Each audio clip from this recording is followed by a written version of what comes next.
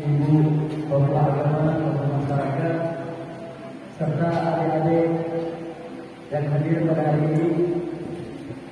Pertama-tama mari kita panjatkan puji syukur kepada Allah Subhanahu wa taala, Tuhan yang Maha Esa. Kita masih diberikan kesempatan, kesehatan untuk bisa hadir dalam rangkaian acara santunan anak yatim di Kelurahan Baru di Masjid Nur Iman. Terlupa sallallahu alaihi wasallam terserah kepada diri kita Nabi besar Muhammad sallallahu alaihi wasallam. Mudah-mudahan yang hadir pada siang hari ini mendapat syafaat oleh beliau yang ayah Nabi. Amin, amin, amin ya rabbal alamin.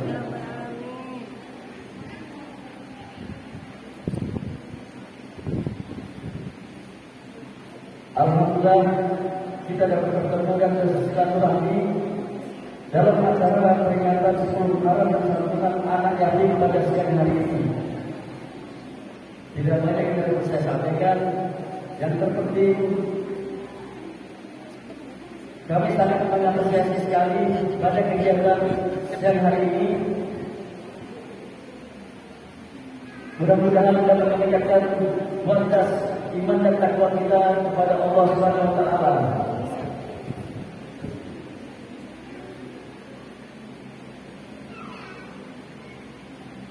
Dan juga saya ucapkan terima kasih kepada para panitia, para donatur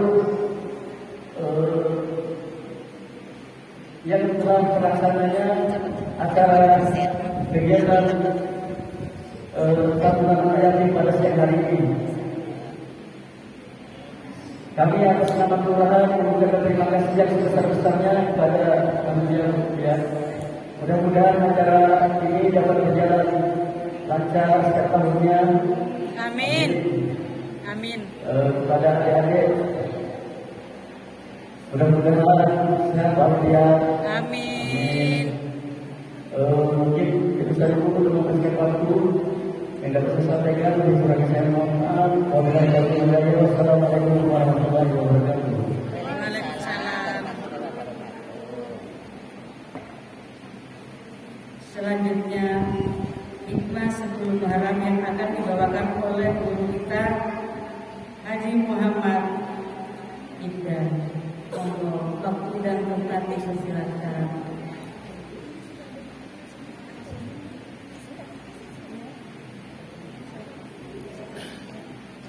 Assalamualaikum warahmatullahi wabarakatuh. Waalaikumsalam warahmatullahi wabarakatuh. Alhamdulillah bi ni'matil iman wa ni'matil amal wa ni'matil afiyah fil badan wa ni'matil aman fi Indonesia wa ni'matil iman wassalamat penduduk Indonesia seluruhnya, wabil khusus kepada anak-anak kebanggaan baginda Nabi Muhammad sallallahu alaihi wasallam, yaitu adalah seorang yatim atau yatim piatu. Yang kami muliakan kepada Allah, alhamdulillah bertemu kelurahannya. Sudah berapa kali lurah kita berdoa ganti dan diulang, mudah-mudahan istiqomah. Tapi khusus kepada Nazir, Masjid dan Syekhan dan seluruh panitia santunan anak yatim pada pertempatan menghitung 10 Muharram. Para tetamu-tetamunya, para undangan seluruh pendamping anak yatim yang hari ini salah satu kegembiraan yang digambarkan melewat raut wajah mereka, ada satu harapan yang besar kepada kaum-kaum yang mempunyai kelebihan harta. Para jemaah mobil khusus kepada panitia dan sekaligus nazir masjid dan imam ini ataupun masjid CMP ini yang hari ini menjembatani acara kita masalah santunan ataupun memberikan hak mereka. Wabil khusus kepada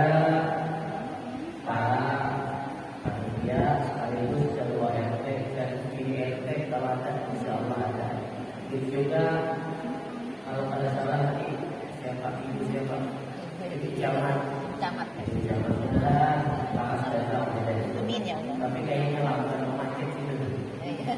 Sebenarnya.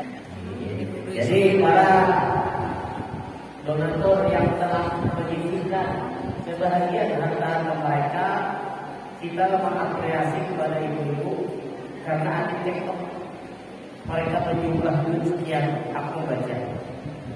Jadi bagus juga disebarkan di TikTok atau di Facebook. Jadi intinya supaya ada kabar nyampe kepada yang masih punya sifat kasih sayang di hati mereka. Ada sebagian harta mereka sendiri, bukan harta sendiri, bukan harta kita, tapi harta ada yang berhak. Sebetulnya mereka itu mengambil haknya, bukan kita yang mengambil untuk kepada mereka, bukan. Hak mereka yang mereka ambil berdasarkan hari 10 Muharram ini. Karena ini adalah hari kebenaran mereka, namun kita sebagai donatur kadang-kadang saya yang buang. Padahal mereka yang ambil punya mereka sendiri. Sebetulnya seperti itu para jemaah. Sekali lagi kami sebagai penyampaian mohon maaf karena ini nuansanya 10 Muharram, ada yang sebagian mau berpuasa.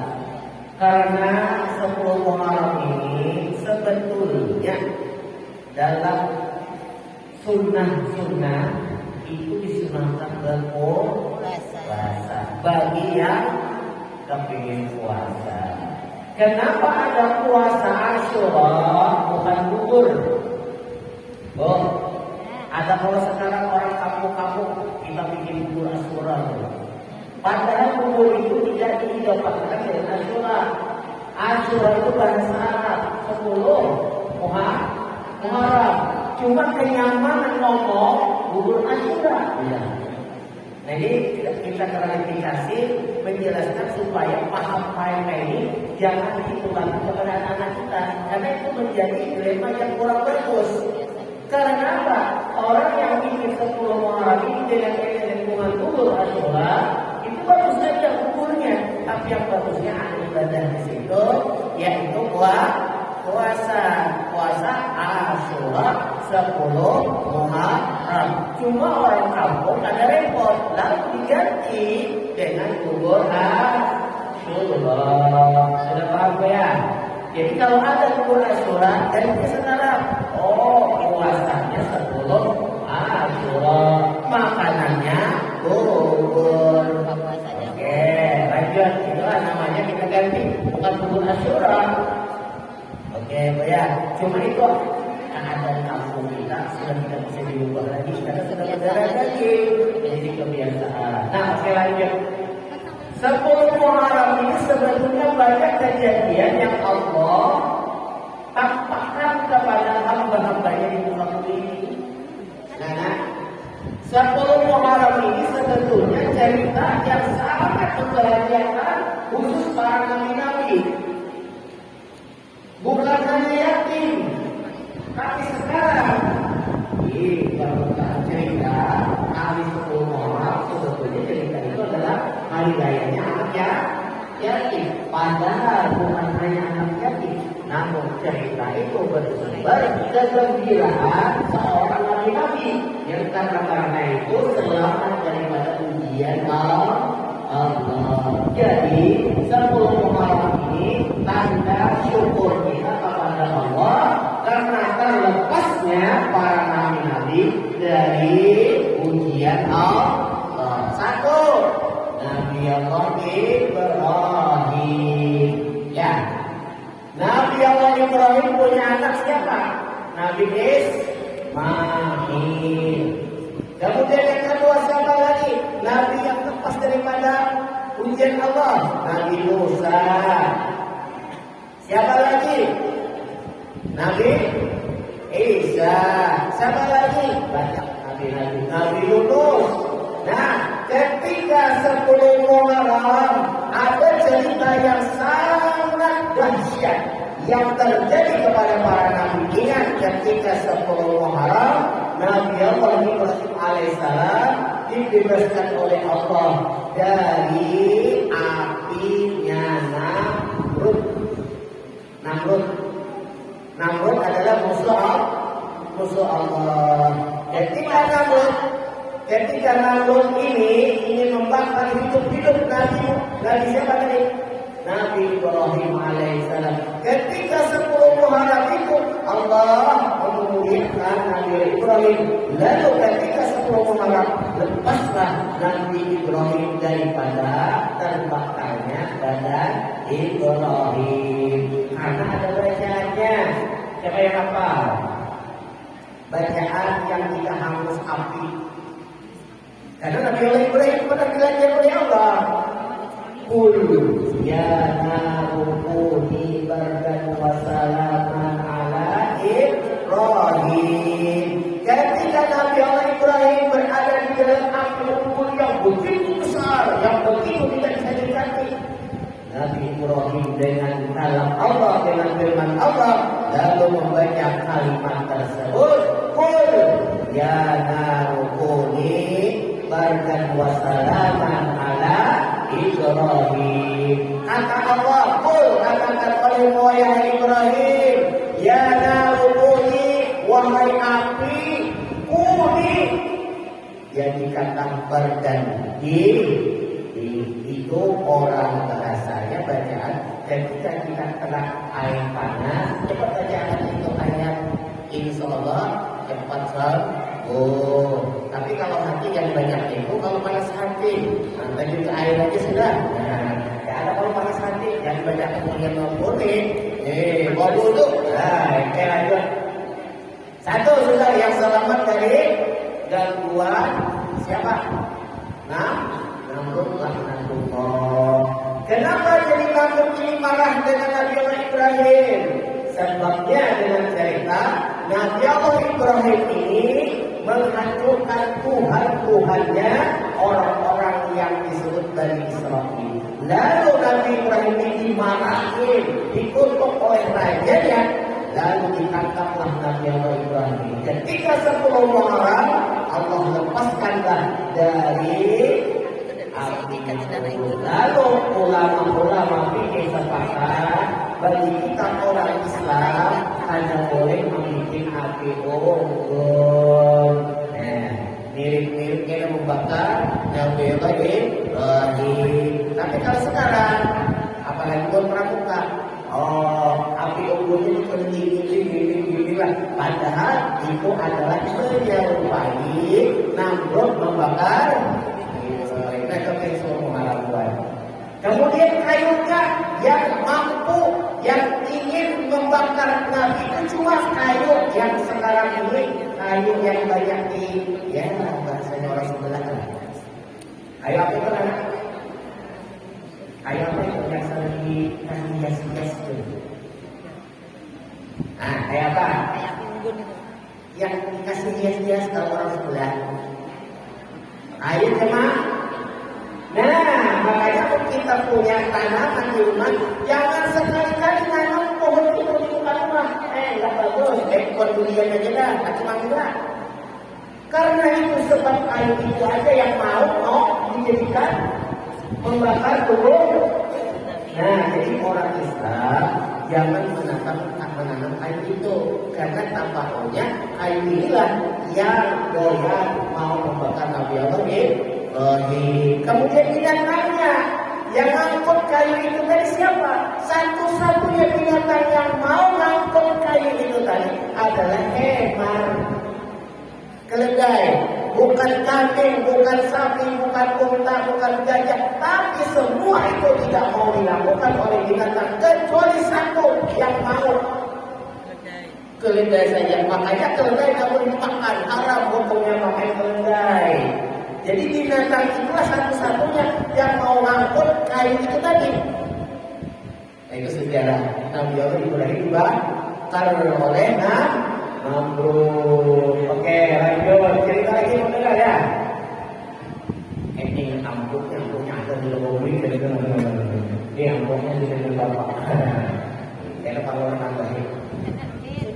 Sudah kan? Jadi ini dulu. Sudah dibaca ya kalau dan para anak sekalian itu cerita ketika sebelum Jadi jangan ceritanya cuma amplop saja Muharram. Bila 10 Muharram, oh dapat sambutan Tuhan. Nih ceritanya Nabi Allah Ibrahim lepas daripada api unggun. Yang kedua, Nabi siapa? Nabi Musa. Nabi Musa ketika dikejar oleh kaum siapa? Fir'aun itu orang mana? Orang tahu kan? Fir'aun itu kaum Bani Israel. Ya, yang ngaku jadi Tuhan. Siapa yang pernah ngaku jadi Tuhan? Siapa? Tapi keanehan Fir'aun ini, kalau dia beol satu tahun sekali. Beol satu tahun sekali. Kayak apa tumpukannya? 2 hari aja penuh resetan. Ini Fir'aun ini mau ngaku jadi Tuhan karena dia beda dengan yang lain. Beol satu tahun sekali. Bila dia beol kayak gunung banyaknya. Sesuai 1 tahun. Nah itu mau jadi Tuhan. Nah ceritanya ketika Nabi Musa alaihissalam memukul anak buahnya Fir'aun, dipukulnya dengan sekali pukul langsung mati. Suku India. Nah, suku orang sebelah itu dipukulnya oleh Nabi Musa, lalu Fir'aun marah. Lalu dikejar sampai ke pinggir laut. Nabi Musa alaihissalam ketika itu tidak bisa lari kemana-mana karena terhalang laut yang begitu dalam. Lalu disuruh oleh Allah untuk memukul dipukul itu lalu jadi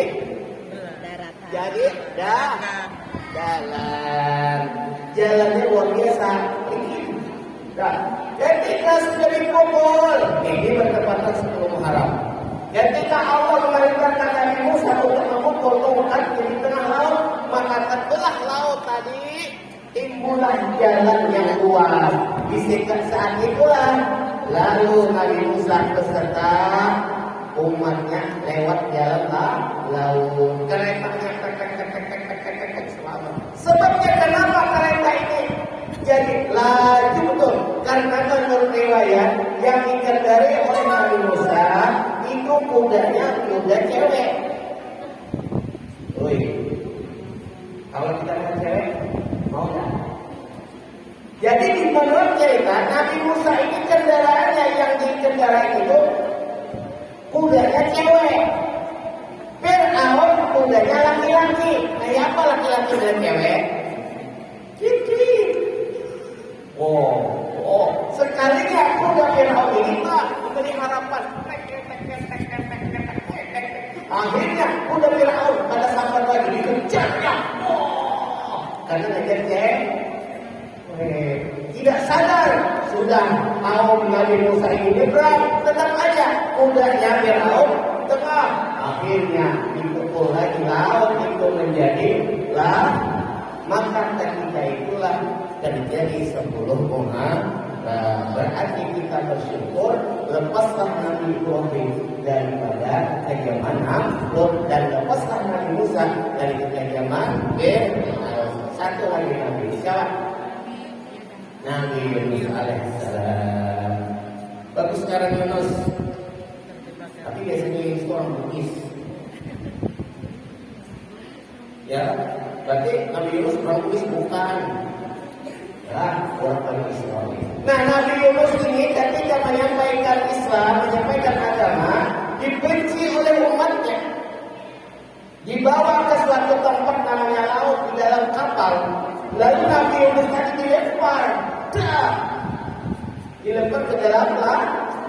Akhirnya Allah Ta'ala ketika itu mengirimkan binatang yang paling gagah, yaitu ikan nun namanya, ikan besar. Ikan besar, bukan ikan paus, ikan besar yang membawa di dalam perutnya Nabi Nuh. Kalau sudah ditelan ikan besar apa yang terjadi? Gelap. Tapi Allah Ta'ala memberikan salah satu mukjizat Nabi Nuh, Nabi Yunus ketika di dalam perut ada bacaan. Apa bacaannya? Siapa yang apa? Ketika Nabi Yunus di dalam perut ikan? Apa bacaannya Nabi Yunus? Enggak ada apa. Jangan pakai kita. Lupa. Jangan pakai dia. Apa lupa? Mampukan jalan kita di jalan. Oke, ada bacaannya sebentar.